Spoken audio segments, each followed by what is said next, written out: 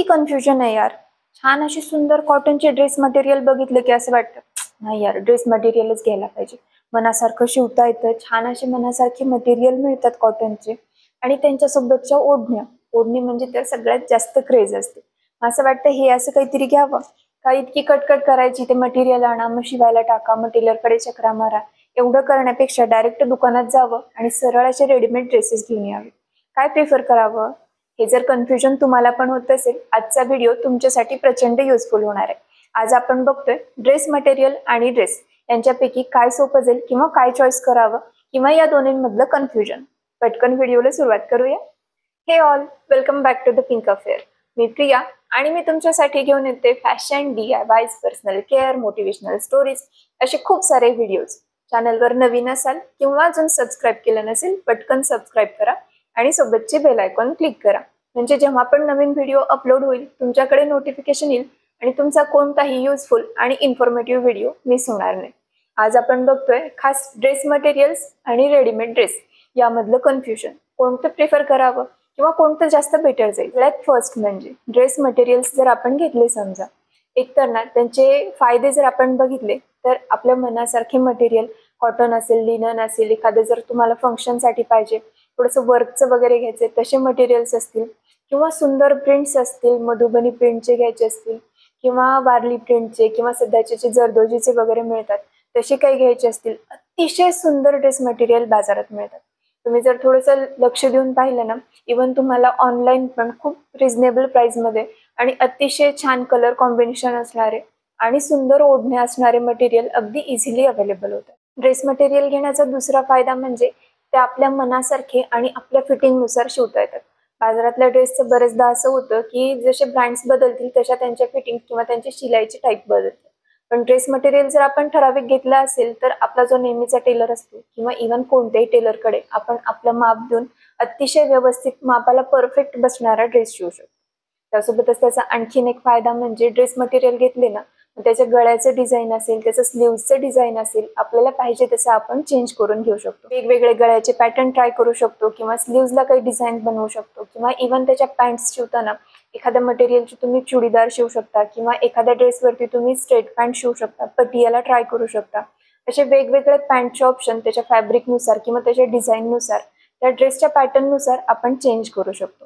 त्यासोबतच त्याचा आणखीन एक फायदा म्हणजे तुम्हाला हवे तसे कलर कॉम्बिनेशन्स किंवा इव्हन तुम्ही प्लेन कापड घेऊन त्याचे ड्रेसेस शिवू शकता किंवा बरेच जे पटियाला वगैरेचे कापड मिळतात तसे घेऊन तुम्ही त्याचे छान अशा कम्फर्टेबल डेली वेअरचे पटियाला पॅन्ट्स आणि शॉर्ट कुर्ती शिवू शकता, ते पण खूप छान दिसतात। त्यासोबतच फार जास्त त्याचा कलर जाणं किंवा एखादीची फिटिंग अजिबात न बसणं किंवा आणखीन एक सगळ्यात महत्त्वाचा फायदा म्हणजे सेम तसंच दुसऱ्या कुणाच्या तरी अंगावर न दिसणं, हे सगळ्यात महत्त्वाचं।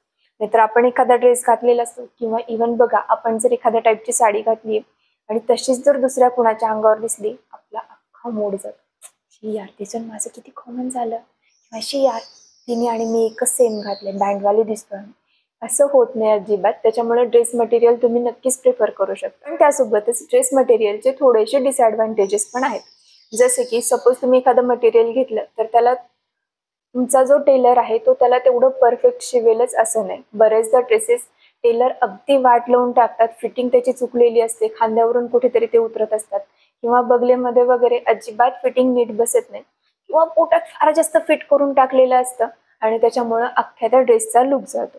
त्याच्यामुळे तो एक प्रॉब्लेम म्हणजे चांगला टेलर मिळणं आणि टेलरनी व्यवस्थित तो ड्रेस शिवणं। त्यासोबत दुसरा डिसएडव्हान्टेज म्हणजे आपण जर अगदी साधे असे 200-300चे किंवा अगदी कमी रेंजचे जर मटेरियल घेतले असतील तर मग त्याचा टॉपची जी लांबी आहे, म्हणजे जितक्या मीटरचा आपल्याला टॉप लागणार आहे ते कापड तेवढं येईलच असं सांगता येत नाही किंवा बऱ्याचदा पॅन्टचं कापड अतिशय खराब क्वालिटीचं येतं।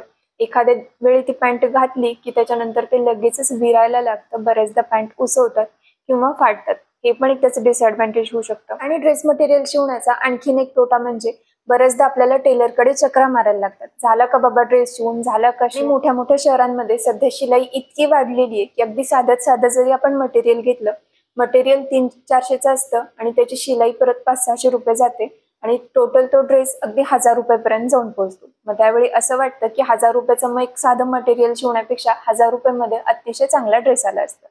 सो ड्रेस मटेरियल तुम्ही घेताना तुम्ही हे सगळे पॉईंट्स विचारात घेऊ शकता आणि तरीही जर तुम्हाला प्रिफर करायचे असेल, मी तर म्हणेन ड्रेस मटेरियल बेस्ट, कारण ते आपल्याला अतिशय आपल्या मनासारखे शिवता येतात. आणि सगळ्यात महत्त्वाचं, ज्यांचं ओढण्यांवर प्रेम आहे ना, त्या सगळ्यांसाठी ड्रेस मटेरियल अतिशय छान जातात.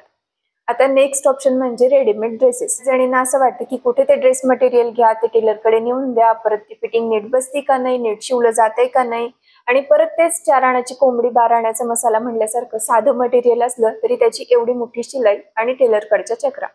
मग बरेचदा आपण डायरेक्ट रेडीमेड ड्रेस प्रिफर करतो. सरळ आपल्या दुकानात गेलं, कोणताही एखादा ड्रेस घेऊन आला, घातला, पटकन वेळ पण निभावून नेता येते आणि ड्रेस शिवत बसण्याचं टेन्शन पण नाही. मग रेडीमेड ड्रेसचे ॲडव्हान्टेज आणि डिसॲडव्हान्टेज काय आहेत? तर सगळ्यात फर्स्ट म्हणजे ॲडव्हान्टेज. अतिशय क्विकमध्ये अगदी तुम्ही अर्ध्या तासात जाऊन तुम्हाला हवा तसा ड्रेस घेऊन येऊ शकता.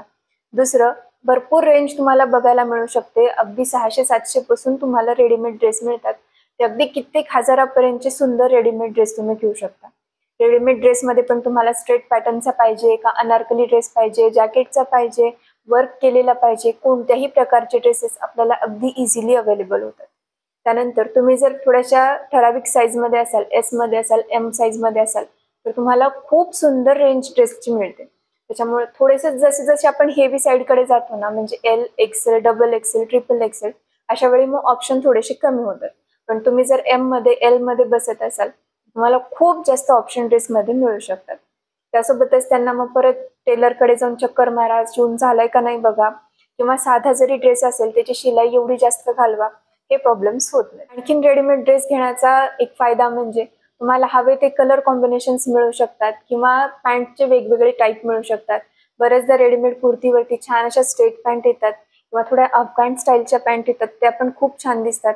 त्यासोबतच त्यांच्यावरती पण तुम्ही जर थोडेसे छान ब्रँडेड घेतले तर अतिशय सुंदर ओढण्या तुम्हाला मिळू शकतात, तुम्हाला जर ओढण्याची क्रेज असेल तर. त्यामुळे ड्रेसेस घेणं पण खूप सोपं जातं. पण त्याचे पण मग नेक्स्ट डिसॲडव्हान्टेजेस आहेच आहेत.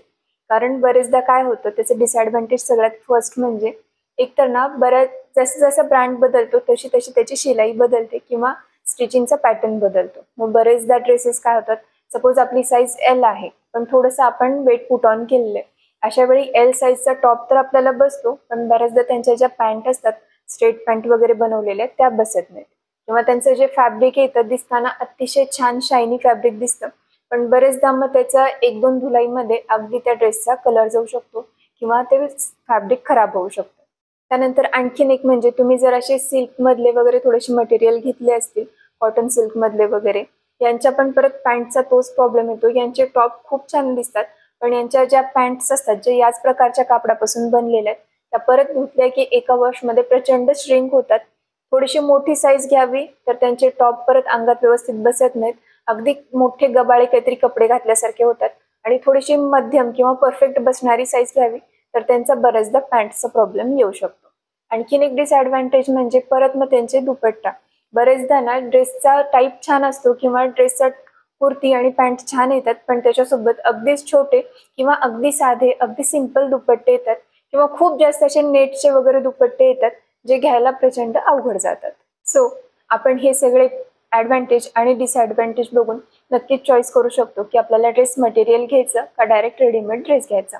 ड्रेस मटेरियल घ्यायचं असेल तर खरंच जर तुम्ही छान एखादा तुम्हाला टेलर माहिती आहे जो व्यवस्थित शिवतो, अशा वेळी मटेरियल प्रिफर करा. खूप छान पण दिसतं, हवं तसं फिटिंगनुसार शिवता येतं. आणि थोडंसं जर वेट पुट ऑन झालं तर त्याला तुम्ही उसवून थोडं तुमच्या साईजनुसार करू शकता किंवा बारीक झालं तर फिटिंग पण करू शकता, जे रेडीमेड ड्रेसला बऱ्याचदा उसवण्याचा ऑप्शन नसतो. ते एक आणखीन डिसॲडव्हान्टेज आहे आणि ह्या मटेरियलचं ॲडव्हान्टेज तुम्ही म्हणू शकता. सो मटेरियल प्रिफर करा किंवा ड्रेसेस प्रिफर करा. ड्रेस प्रिफर करताना तुम्ही थोडेसे जर ब्रँडेड घेतले ना, तर मग तुम्हाला ते बऱ्यापैकी त्यांचे फिटिंगचे वगैरे प्रॉब्लेम कमी होऊ शकतात. सो तुम्हाला हा व्हिडिओ कसा वाटला आणि तुम्ही जास्त काय प्रिफर करता, ड्रेस मटेरियल्स की ड्रेसेस, मला नक्की कमेंट करून सांगा. किंवा हे सगळे प्रॉब्लेम तुमच्यासोबत पण येतात का हो, नक्की कमेंट करा. आणि अशाच छान छान व्हिडिओसाठी चॅनलला सबस्क्राईब करायला अजिबात विसरू नका. भेटूया पुढच्या व्हिडिओसोबत. थँक्यू.